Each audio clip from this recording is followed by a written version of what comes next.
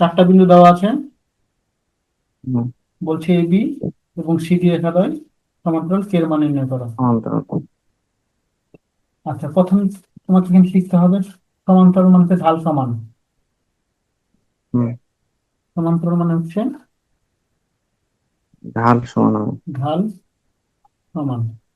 আর যদি লম্ব হয়, লম্ব হলে ঢাল দ্বয়ের গুণফল -1, ঢাল দ্বয়ের গুণফল -1। -1। তাহলে আমাকে ঢাল বের করা শিখতে হবে। প্রথম হুম। কাজ, এ বি এর ঢাল,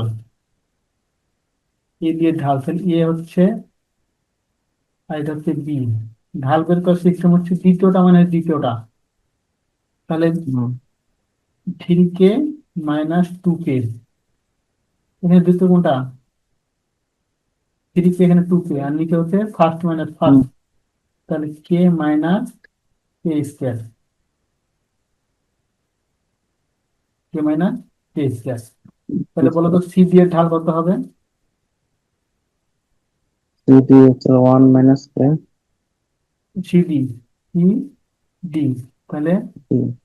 কে -1, নিচে হবে কে -2 - 1। এই লজিক ঠিক আছে? প্রথমে দ্বিতীয়টা মাইনাস দ্বিতীয়টা করো, তারপর প্রথম হুম। মাইনাস প্রথম। হুম। তাহলে এখান থেকে আমরা পাচ্ছি হচ্ছে A B O C D রেখাদ্বয় সমান্তরাল, অতএব ঢাল দ্বয় সমান দেখা দাও।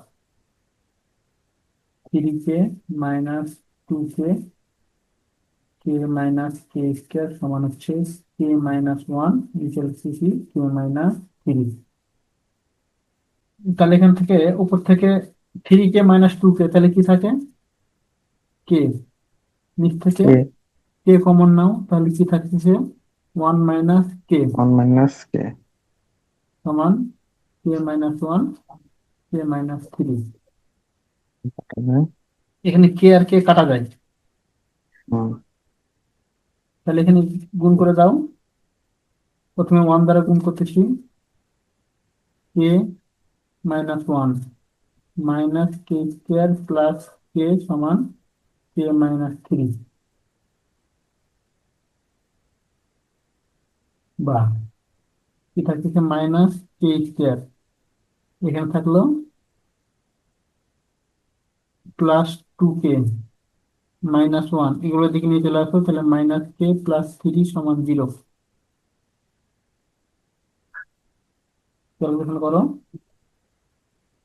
থাকলো হচ্ছে k -k square plus k k plus k, plus k থেকে হ্যাঁ, +2। Plus two. এবার যদি একটু মাইনাস নিয়ে নিই, তাহলে কে স্কোয়ার কে - 2 সমান 0। ডেরিভেটিভ করো, কে স্কোয়ার -2k প্লাস কে - 2 সমান 0। বা এখান থেকে কে কমন নাও, তাহলে কে - 2, ওখান থেকে 1 কমন, তাহলে k+1 সমান 0।